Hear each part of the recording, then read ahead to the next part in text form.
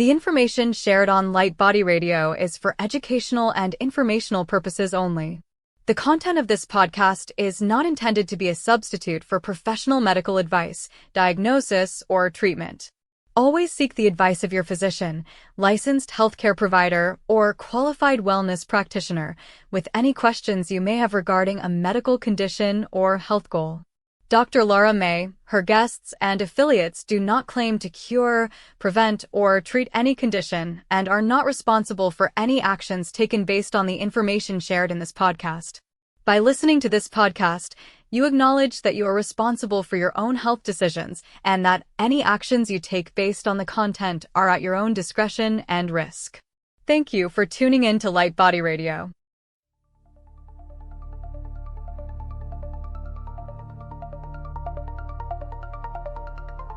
Welcome to Light Body Radio, where science meets soul and healing gets multidimensional. I am your host, Dr. Lara May, functional medicine pharmacist, master intuitive Reiki channel, and certified life and health coach. Here we decode root causes, transmute stuck energy, and empower your full spectrum healing journey, body, mind, and light body. This isn't just wellness, it's awakening, grounded in science, guided by spirit, and designed for your evolution. Let's rise and radiate. Welcome to the next level of you.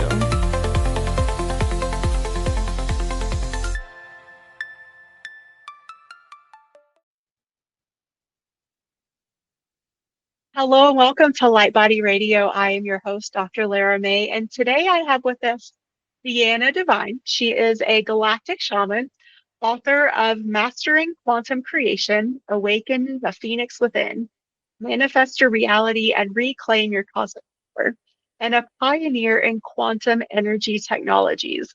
With over 25 years of experience in metaphysical education, she bridges ancient wisdom, quantum science, and light language to support awakening souls and reclaiming their cosmic power. Diana is devoted to activating sacred codes, restoring energetic sovereignty, and guiding others through the path of soul remembrance and planetary service. Welcome. Thank you so much. Thank you so much, Laura, for having me. Sure. I'm super excited about today's conversation, but I always like to start with all of my guests with your story. How did you come to be this, amazing galactic and shaman? Yeah, it's been a long journey, over 25 years, I would say, and I cover a lot in my book. So in a nutshell, yeah, I think it was just me being curious. And since I was a little girl, I was born in Soviet Union. So it was a very different world than this world that I live in today. And then I grew up in Israel, actually, in Middle East. So I've had different flavors of different realities and always questioning what is around me, the people, how they behave, the politics. When I was in Israel in the early 90s, there was the Gulf War, there were suicide bombings, there were a lot of incidents in my life where I started questioning death and reality and why people were, transitioning so quickly. And at the same time, I had an experience when I was 14 years old in a bus stop where the bus bombing happened. And literally 5 minutes before, I heard a voice that started telling me that I have to leave the area. And that was probably my first time where my higher self really stepped in, because obviously it wasn't my time to go, and very loudly shouted for me to leave the area. And luckily I surrendered and listened, grabbed my friend, and that occurred. So I think through my journeys, especially in the early 20s, and when I came to the United States, I started really delving into different religions, from Zen to Buddhism, trying to understand and connect to these higher powers. I was questioning my role here. What am I here to do? And so this kind of started, like, I started becoming a Reiki practitioner, started feeling energy, and this took me to so many different experiences. I started working with plant medicine, so I spent a lot of time down in the jungle with ayahuasca medicine, later with mushroom medicine. I think the plant medicine work really helped me to travel the realms, to really go outside of the body, have the psychedelic experiences, bring back the key knowledge that I needed to receive, and also recognize and remember that I am very much galactic being, very ancient soul, not even from this universe. Been doing this rodeo on Earth since beginning of time on Earth, Atlantis, Lemuria, and served important roles back then as high priestess. But also prior to that, I was in the Lyran system as a princess. I was part of the bigger galactic wars, and then became Andromedan ambassador. I had different incarnations, and that's where I take a lot of my clients through, seeing that, wow, this little life here, this is just one glimpse of reality of what this beautiful soul collected over time and learned from. And now having this experience in this human body, what a gift, to be alive, woman now. So so the galactic aspect didn't come in right away. I think it was like more shamanic, more earth-based, where I started my journey. And that helped me because, working with plant medicine, working with the older rituals, I had the foundation. And when the galactic opened up, when my channeling abilities opened up and light languages that I'm able to channel today, I had the basis. Like, no matter how far I go and how wide, I'm always about coming back here and embodying everything that we collect and being in this body, in all our chakras, in all our energetic fields. And so that's what I help a lot of my clients, is just recognizing our unique energetic signature and how to be grounded, how to anchor to here, to this reality, and how we chose this reality in this particular game of consciousness.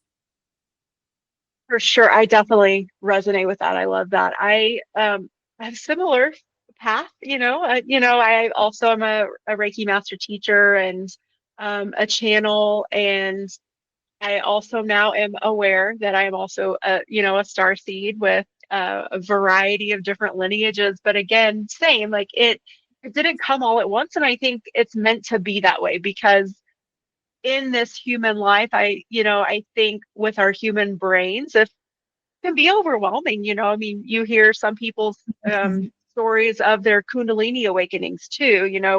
If it comes too much, it can literally cause different levels of dissociation or even psychosis, or and it sounds quite dramatic, because there is the possibility of that consequence, but it can also be super gentle and like come in like like the lotus flower opening, or peeling back the layers of the onion, whatever the metaphor is that you want to use. And so I definitely agree and resonate deeply with everything you just said too. So why now? I mean, I've noticed a lot of awakening, and that has to, from one perspective, I think it begs the question, well, is that just because that's what I'm also interested in and researching and bringing awareness to as I awaken? I want to help others awaken as well.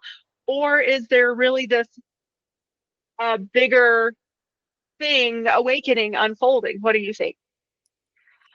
Yeah, why now? I think it's a big question. I think many souls that have chosen to incarnate in this lifetime, like I said, we've played this game. So we've been on this incarnation cycle on Earth for many years. And the biggest, I would say, golden age that we experienced was during Atlantean period, about 12,000 years or so ago. So we are coming back, many of us, especially the way showers, because we really remember in our role back then. I mean, this is another chance for us. Some say it's, we went through 6 potential resets. This is 7. That this is our chance on Earth to integrate a lot of these galactic dramas, integrate a lot of the shadow and the light, and also help Mother Earth. She's too alive. She's a being. And a lot of my work actually is not even so much with people, which is part of it, but also with her. I do a lot of planetary grid work. And this has been my big project for the last decade, where I am called to specific areas and I do specific work with the land, and I plant specific seed crystals, devices, I would say, as we've done back from the Atlantean times. So we've had our grids, and if each one of us who remembers is kind of doing the grid work. So grid workers, that's a particular role that not everyone has, but that's one of mine. I'm a blueprintist. So why now? Because now to time we are shifting, right? Everyone's talking about 3D, 5D. What does that mean? We are literally in this process of transition on the consciousness level, on a planetary level, into possibility of next civilization, which is more galactic civilization. So everyone talking about disclosure and actual contact, open contact, which is very possible. Terrell Anka Bashar says that it's possible even in 2027. So it's not that far away. And so I think also moving astrologically, galactically closer to the galactic center within the Milky Way. So there's more light coming our way, more photonic light is activating our DNA because we are quantum. And that's what I talk in my book. Mastering Quantum Creations is remembering that we are the creators, we are the infinite creators, and we are light. And these light particles activating our cells, our cellular memory, our memories, our DNA. And this is kind of that cycle where we coming around and we remembering who we are and that we are part of the Galactic Federation. We're not different from Arcturians, Andromedans, and Dracos. Actually, what's beautiful, we are actually a mix of all of them. We have more than 25 codes of genes of this galaxy alone. Like what a garden they planted in us. And we able to shift them too. We are helping them on the consciousness level because all the dimensions exist, right? There's at least 12 of them here at Milky Way. On Andromeda Galaxy is much more. We actually mirror of Andromeda Galaxy and talk in my book about my story, my remembering of how we came to Andromeda and then created Milky Way. So we are evolving and we uploading this information to this source intelligence. Everyone talks about AI, but really there's like an intelligence, a source of information that we upload and download, and then the whole galaxy is expanding with us and growing with us, and we all evolve. And so, actually, what we're able to do here, and why many of us volunteer to be here, we are from the bottom, so to speak, of the well. We are shifting everyone else up as well. So that's why we chose to be here in this density. Like, why else would we be here? And so I'm excited, even though it seems like doom and gloom for many. And then, these things are difficult in many ways. Like, not everyone is choosing to stay. Many souls are leaving these days, and diseases happen. All of those things. It takes that courageous soul to, to step into sovereignty, to step into being the god and goddesses that we meant to be on Earth, not off Earth, not somewhere else, but here, walking, remembering how we back in the ancient times used to, move stones with our voices, like, calling the thunder, activate the rivers and the waters. I mean, we were able to do all of that. And that was training. And many of us slowly, like it doesn't, like you said, it can't come in all at once because it's just too much power, too much responsibility in the moment. And the human mind that been asleep for so long is only ready for so much. But as you evolve on your journey and you start becoming more aware and more open, it's amazing. Like if you ask me back, I don't know, even 8 years ago, if I would be a channeler and I would be able to bring in all these, weird languages in, I would be like laughing at you. And I was already, Reiki master. I was doing a lot of things, but things are opening up. And that just means that every one of us has that ability. I'm no different than anyone else. We all have that potential within us. Yeah, I think that's a beautiful thing to point out too, is that all of these intuitive abilities we hold within us already, and they can be taught. We just have to be ready to say yes and to get curious and start exploring and playing. It's so much fun too, right? Just to like bring in the play. I mean, there is a lot of, I mean, let me go back. One of the things that I know for sure is that those of us that chose to incarnate here, we chose to because of the light and the dark existing, in one place. And so you can't have the light without the dark, and vice versa. And so I think that's really important to just keep perspective about too, because it's really easy to get, I think, swept up in the darkness that's happening across the planet. But remember too that with these laws of physics and the laws of this universe, that what you put out is what you get back. And what we create our energetic field to be is what we will attract. And so, I mean, so this is, I want to go into this quantum creation that you teach. And Yeah. so Yeah. I want to hear this perspective from you as well, but that also doesn't have to be our reality. Like we get to create what we want on, I mean, and I think that's one of the great soul contracts that we've all agreed to, is that figuring out, number one, what is it that we want, and number two, then okay, how do we create it, and how do we create it with our own energetic sovereignty, which is so powerful. And it can also be mind-boggling to even think that we have that much power, but we really do. So tell me your perspective on that, and then how you help people sort of come to this understanding and realization. Yeah, I think you started beautifully to express that. So, and that's, yeah, the premise of my book is exactly that. And where have we lost the power, right? We lost the power through religion, through giving away the power to the organizations, to believe in, the priest has to be that medium translator for our direct connection. But talking about quantum, yeah, so quantum is a beautiful word to describe all this invisible force that outside of the spectrum of our eyes, but everything is quantum, really.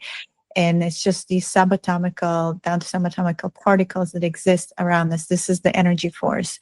So as creative beings, we're constantly created, right? Even this conversation you and I are having, Lara, or painting, or any decisions we make in the moment, we constantly choosing and pivoting. So we constantly creating. So I want us to realize that through our choices, we are creative beings. We can paint a flower, or we can paint the sun, or whatever that our mind can imagine. So in quantum physics, there is this terminology, and to describe nature of reality is few things, right? One is quantum entanglement, which means that no matter how far apart we are, so I'm sitting here in New Jersey, Lara's sitting somewhere else, but we almost like in the same room, because there's really no separation between us. There's no time and space. That's an illusion. So you can do healing, you can do any work, because you quantumly in the same field always. So a lot of the work that I do, a lot of my clients, they do past life regressions, or I recalibrate the energy field, the sacred geometry, I channel, I run new templates. They sit in Australia or New Zealand. As far as it does not matter really, because it, like I said, as though we're in the same space. So one particle that exists in one space can mirror exactly the other particle. So that's one concept. The other concept that's really interesting, specifically for creation, because you use the word attraction, and it's called the quantum superposition, which means that the same particle can exist simultaneously in different states.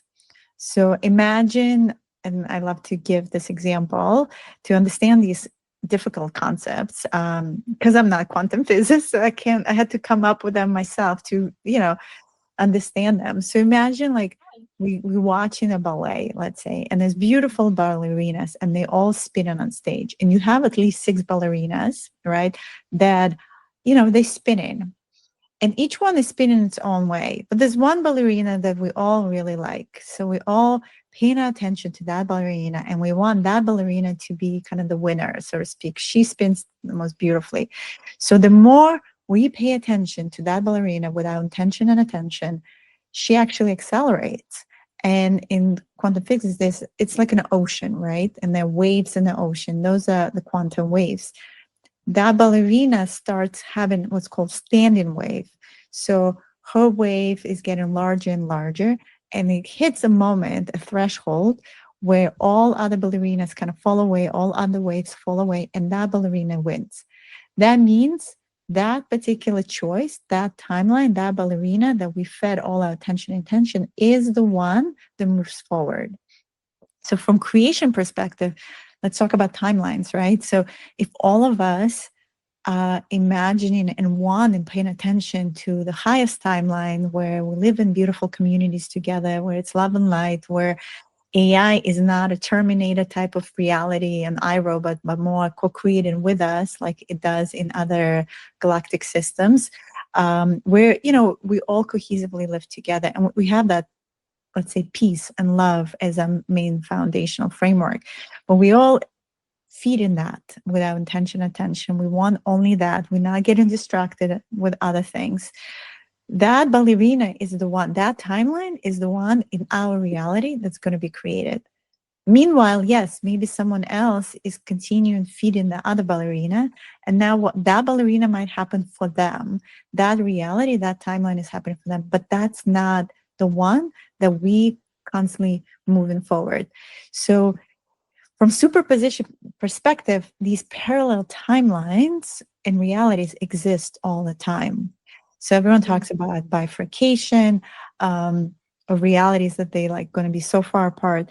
In some ways, we already been living that. Some of us are so in like more new age community. We eat healthy, we eat organic. We're very conscious about, how we consume information. We don't watch TV. We consume very filtered news reality. Right. Like I'm very careful about what information I'm receiving, right?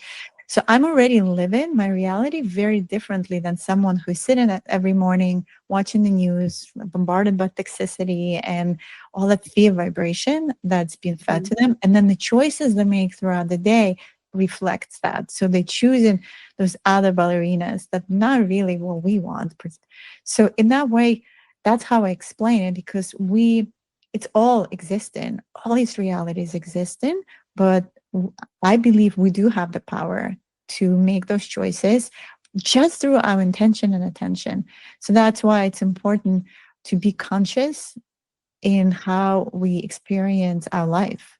So like in the Truman Show, you can just keep on going 9 to 5, doing your job and be very comfortable in this reality bubble where you're kind of ignorant about what's happening.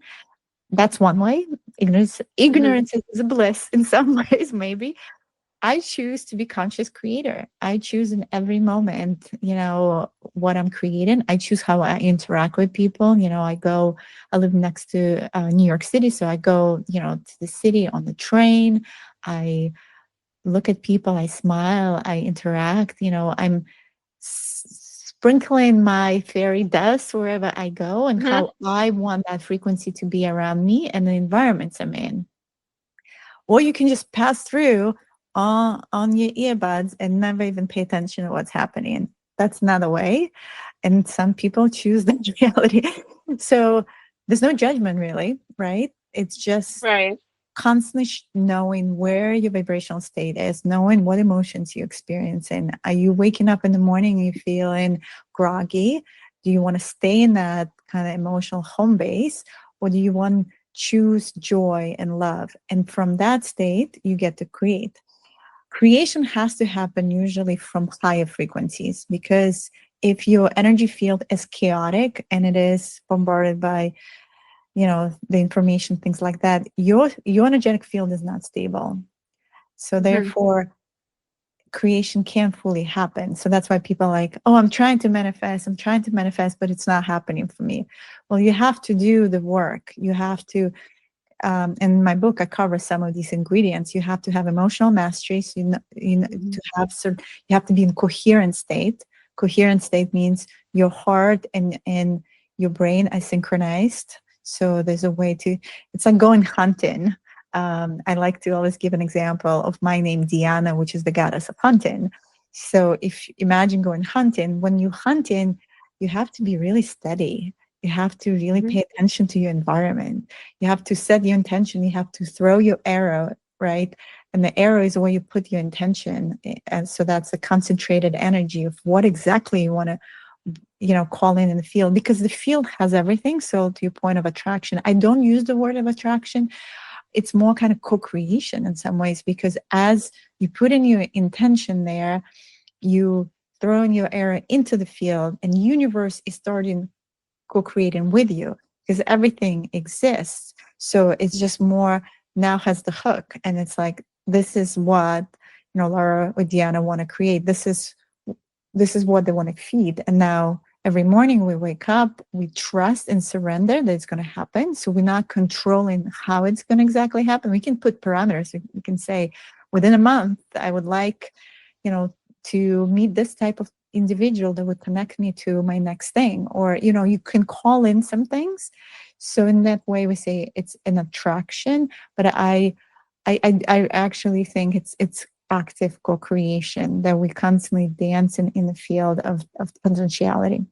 Hope that makes sense, because I went through so much there. Yeah.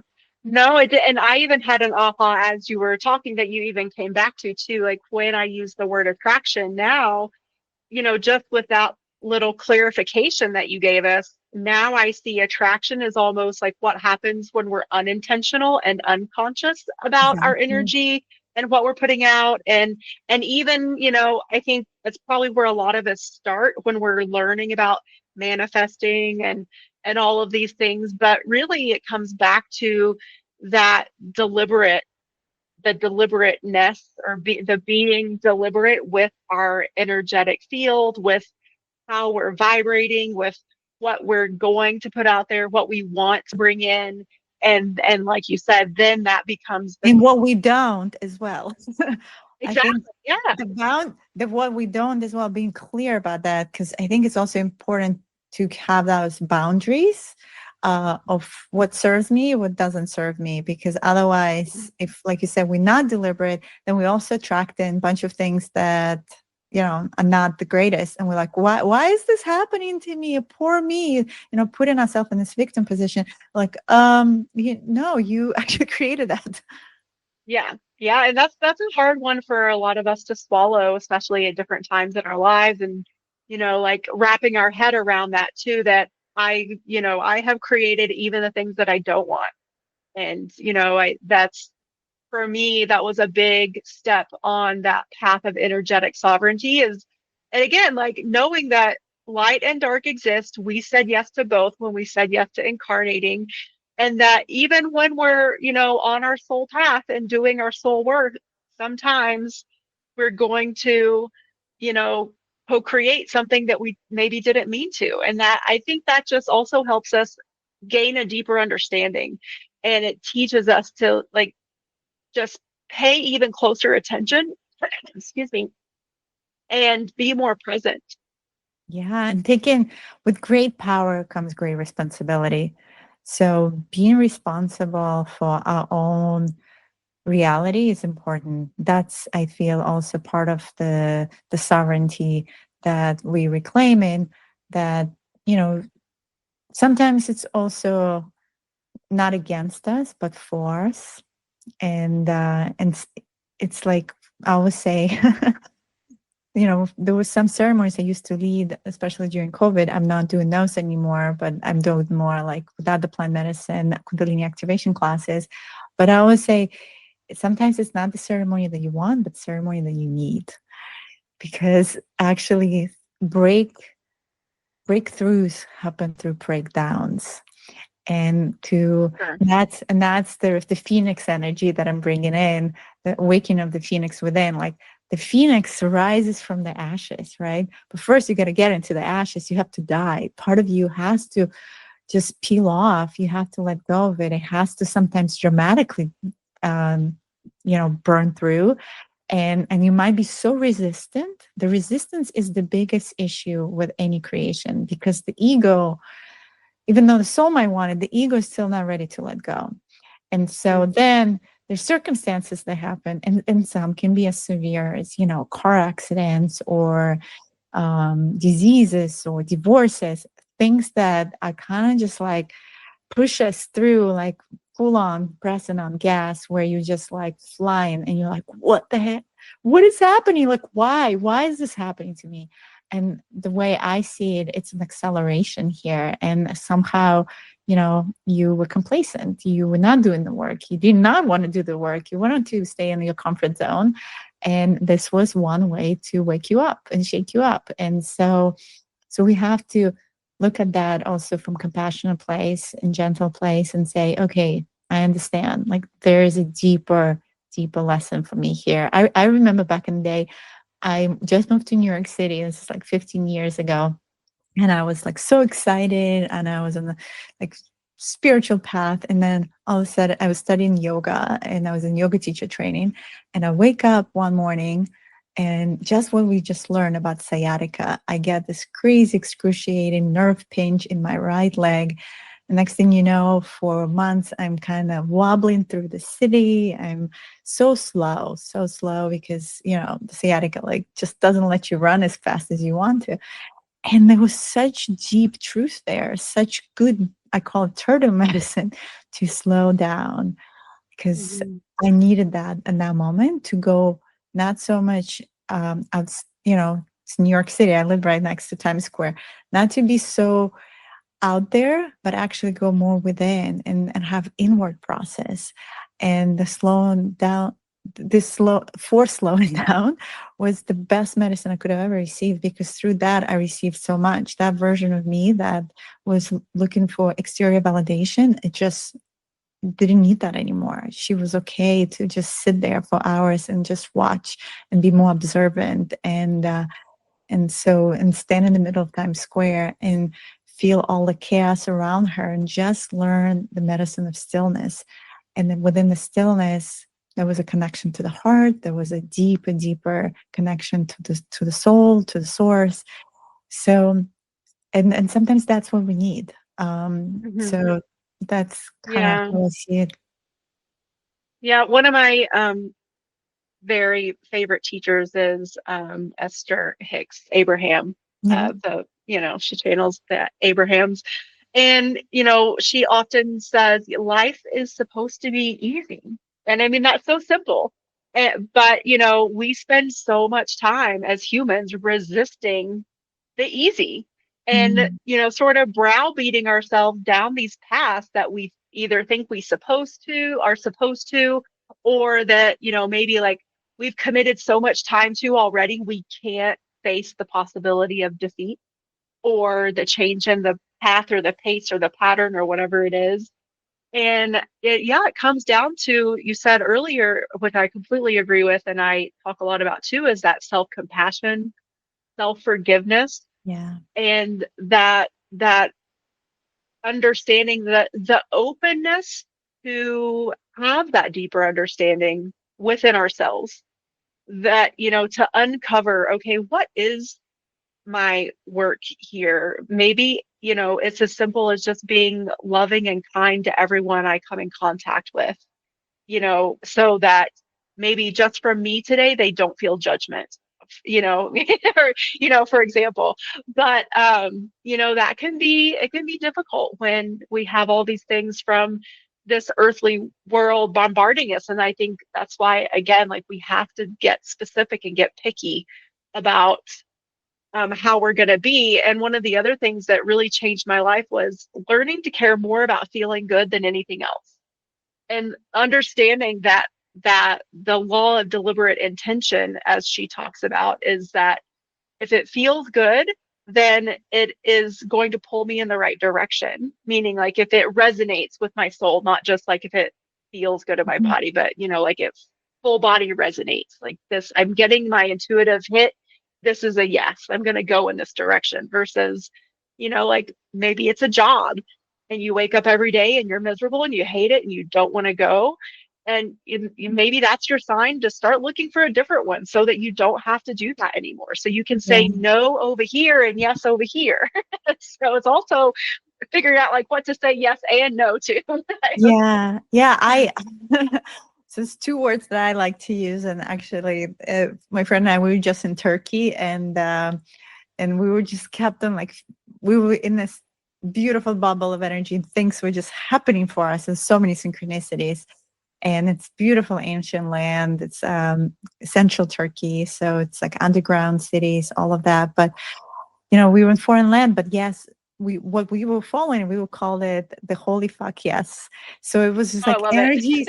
energies were pulling us, things were happening, and we interacted, and we didn't have really a plan, but it was just like we just knew where to go based on what things were just feeling, like you said, in resonance, holy fuck yes, in the whole body.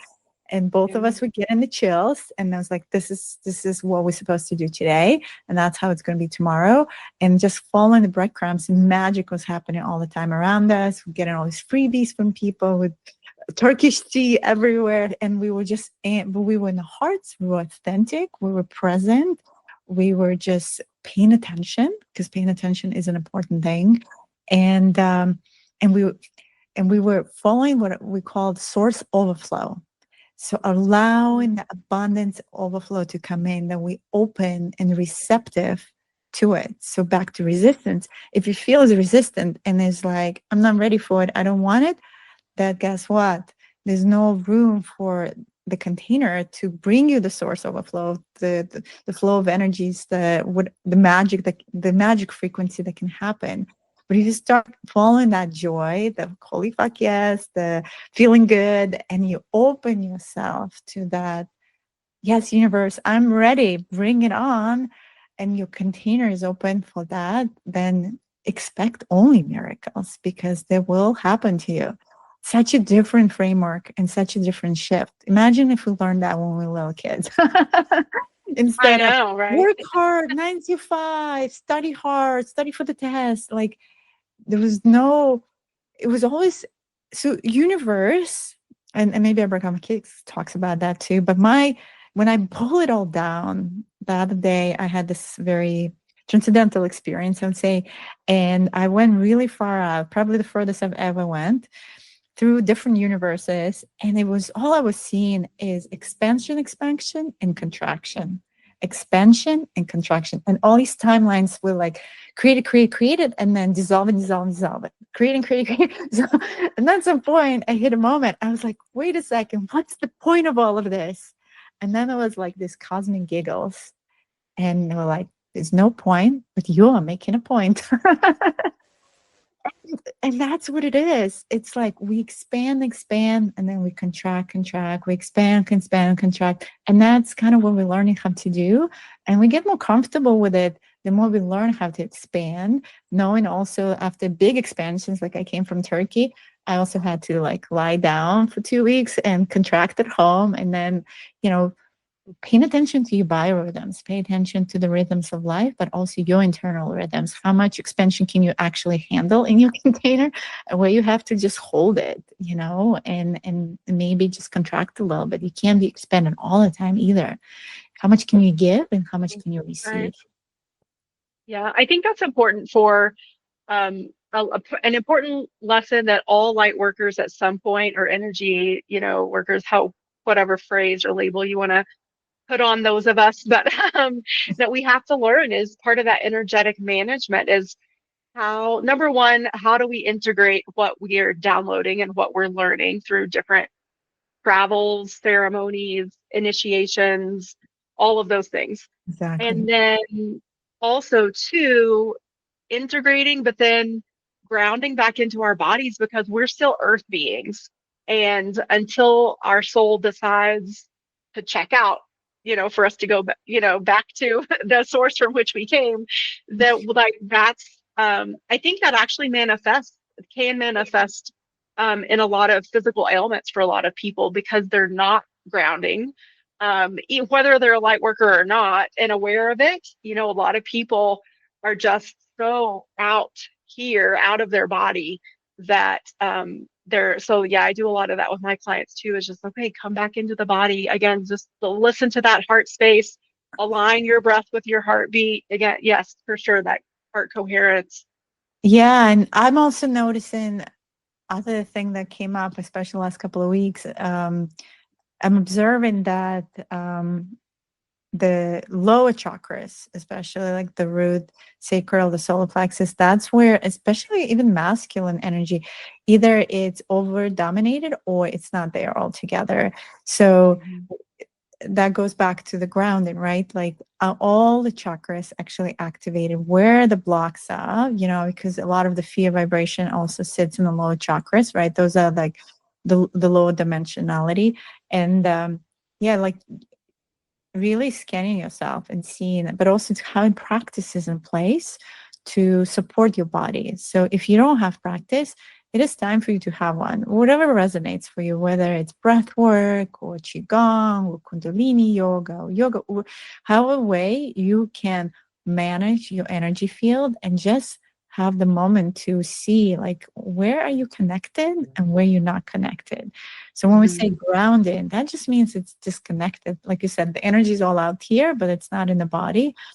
Or what I'm noticing also, like, we have also chakras outside of the body. For instance, there's the soul star and the earth star. So when I start my Kundalini activation workshops, the first thing I'm actually doing, I'm bringing their earth star, which is 8 inches below the feet, into the position. Often actually they compress. So earth star is on the knees or on the ankles. It's on the body. It's not off the body. So the geometry is not actually in the position it needs to be.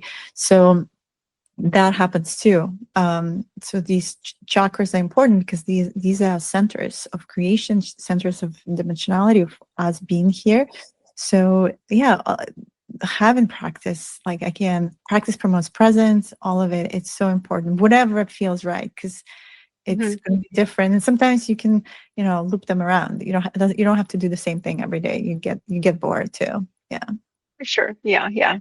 Getting out in nature. And so let's talk a little bit on that topic, a little bit about crystals and sacred geometry and scalar energy. Yeah. And how do these tools support healing and activation, and maybe even, for our new listeners, give them like a brief introduction, if you will. For sure. So what are crystals? Crystals are essentially like there's crystals in everything now. Our iPhones actually, like, all the chips, they kind of based on the microchips on crystal. So if we go back to ancient times, crystals are kind of like hard disks. So they can hold information.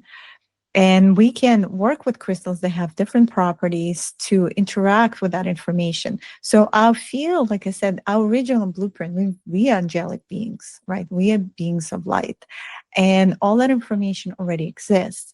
But often enough, we get so distracted that we're not paying attention to the information. So when we work with a specific crystal, the property of a crystal is reminding us and reminding our body and our field of that particular quality.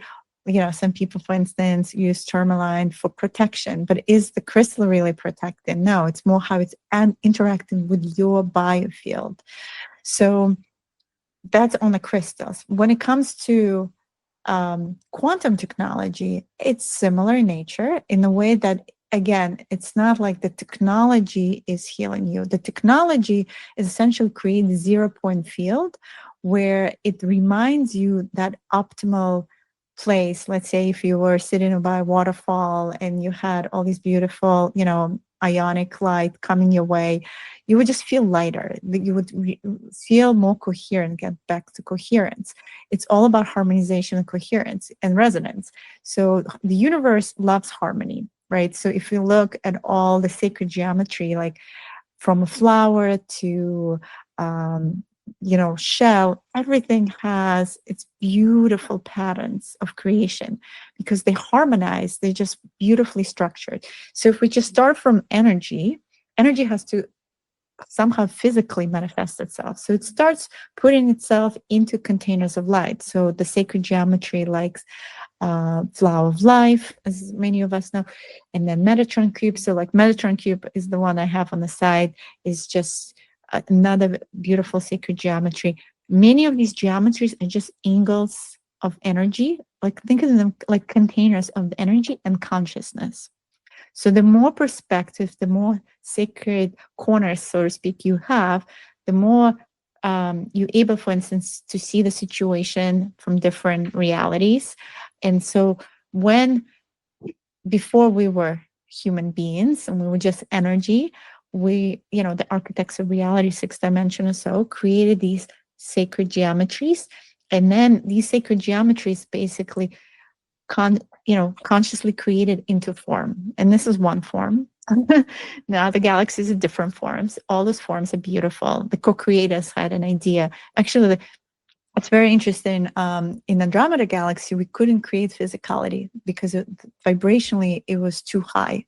So we had to create a smaller mirror galaxy that could have this type of density. So it densified. So why sacred geometry is important? Because when we have sacred geometry in a field next to us in whatever forms, when we look at it or interact with it, we reminding ourselves constantly, oh, we actually this at the end of the day, right? And so the quantum technology operates in the same way. When we sit, for instance, between lights, or I work with a lot of different new tools that we've been creating with my husband, different frequency bandwidths, things like that. And they also meant to energize your field. So scalar is to energize your field, energize your mitochondria. Mitochondria, which is small organelle in our cellular structure, the one that produces energy, or ATP. It's very sensitive. So when you have those goosebumps, or your hair stands when it's in resonance, you're like, ooh, my hair stands up. That must be true. Guess what that is? That is mitochondria, because mitochondria is multidimensional. It actually reacts to the truth, to the energy, way before our brain synapses can process what just happened. But what happens if your mitochondria is dysfunctional? And many of us actually have mitochondria that's not working properly. And a lot of mitochondrial DNA is actually through the maternal line. So if there were traumas in the family, ancestrally, and this and that, like the body it's the battery, right? The power cells of everything. And if you don't have enough energy in your body, unfortunately, chronic diseases, all these manifestations.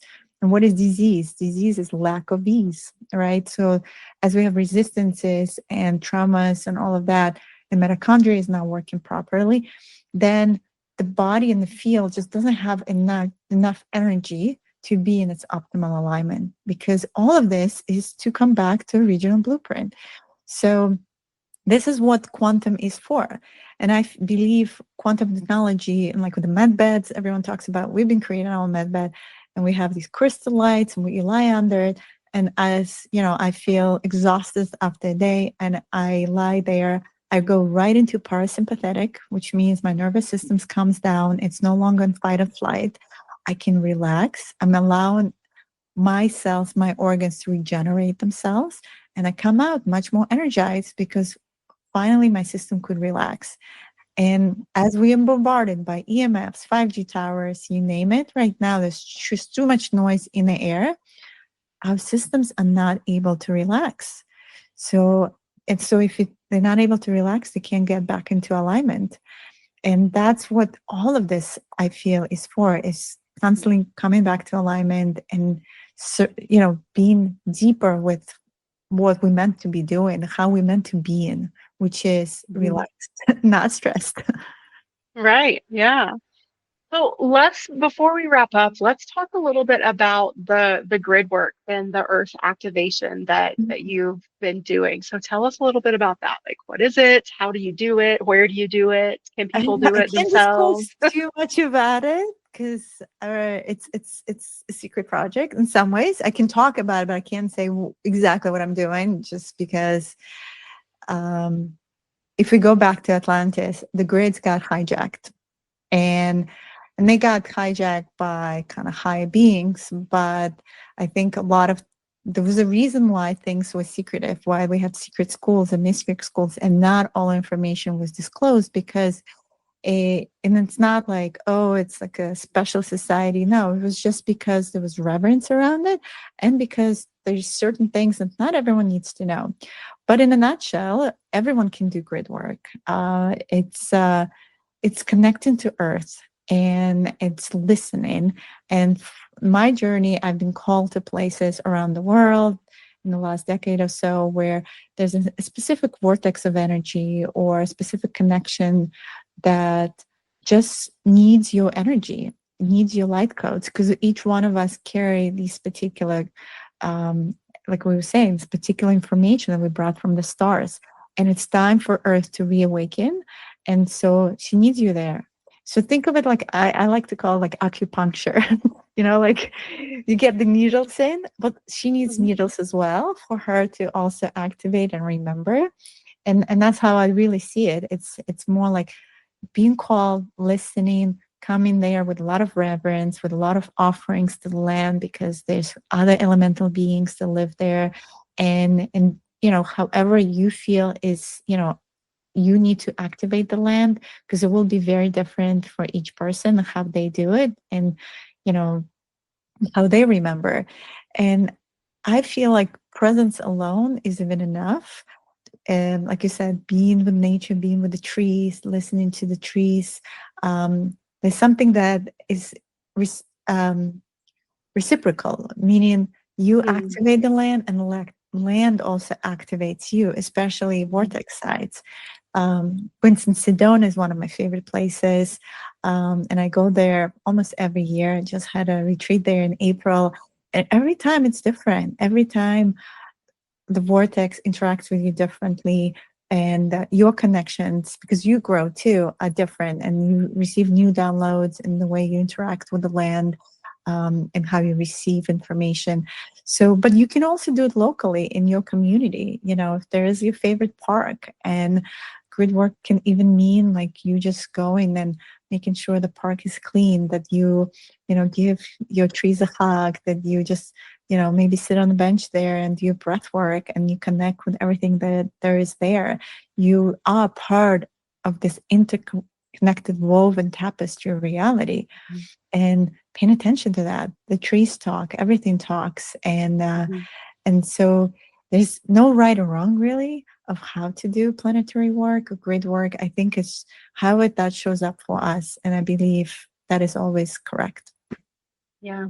Well, and you spoke about earlier the opening up to the abundance overflow. And I feel like that's one of the easiest and simplest ways to probably just start is like you said, like going to a park, or for me, I live in the Lake Tahoe area. So I'm lucky Ooh, enough to be surrounded by forests and trees and mountains and lakes and rivers and all the beautiful things. And so just going on a walk and having that intention of I am opening myself up to that abundance overflow, and that it will flow into the earth. And like you become one with with Mother Earth, and really feel that flow, and it's just how loving and powerful it is, yeah, but knowing too that you're contributing back. we're the bridge. And then the only other part I would bring, because I help others activate their light languages or their soul expression, Hmm. also bring in your sound to the space, whether you want to hum or tone or sing, or even just whatever voices want to come from you. That's another way to bring your light code, your specific signature to that space as well. Like when we were in Turkey, we were singing a lot in different caves, and they interact. It's me talking about resonance, like Hmm. all these codes they stored in this uh, in the stone, and also in the theoretical blueprint of the space, and some of them are so ancient, and your tone, your voice activates them too. So there Hmm. is that level of connection through sound that I really encourage. So go to the For forest, sure. I always talk about connecting to the fairies, because they're Hmm. fun. And yeah, there's so many ways to do it. Beautiful. Well, tell everyone where they can find you and find your book.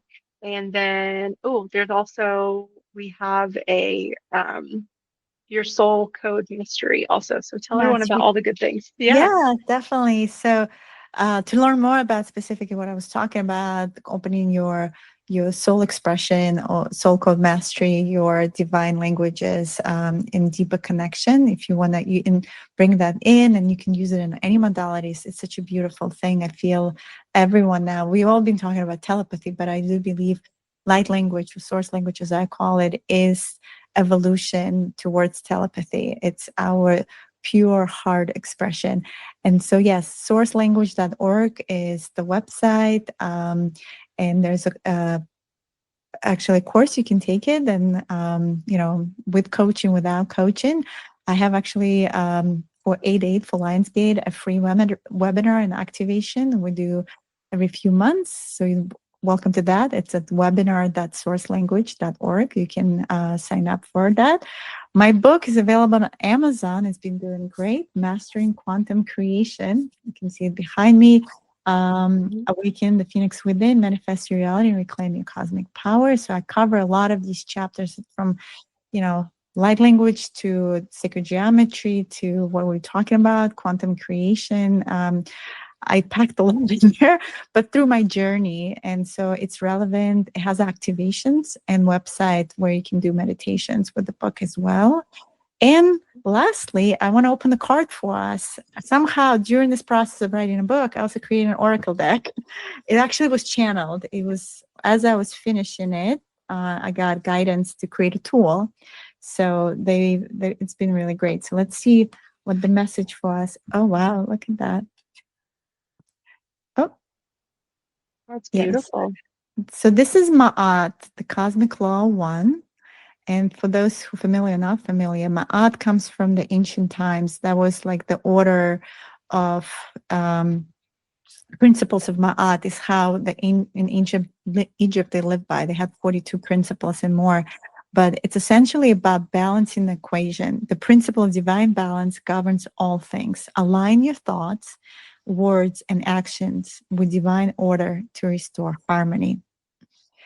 And it's beautiful. Because according to Ma'at, when the soul was actually dying and passing to the afterlife, your heart was weighted against the feather.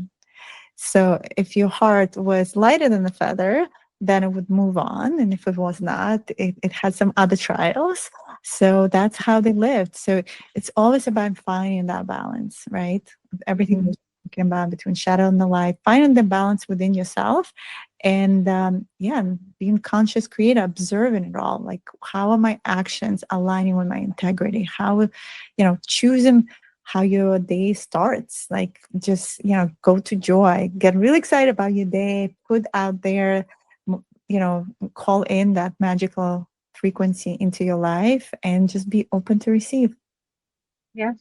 Beautiful. Well, thank you so much for all the beautiful work that you're doing, for your beautiful presence and your book. I'm so excited. Thank you. And DianaDivine.com is my website. So it's like DianaDivine.com. So you can find all that information there.